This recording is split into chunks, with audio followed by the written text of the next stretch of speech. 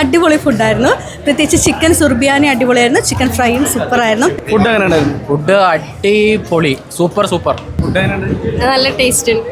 അടിപൊളി, നല്ലതാ. നമ്മുടെ ഇവന്റ് എങ്ങനെയുണ്ട്? കുഴപ്പമില്ല, സൂപ്പറാണ്. സൂപ്പർ, അടിപൊളി. വിചാരിച്ചതിനേക്കാൾ സൂപ്പർ, നല്ല സൂപ്പറാണ്. ഒരു രക്ഷയില്ല. അടിപൊളിയാണ്. അടിപൊളിയായിരുന്നു. അടിപൊളി.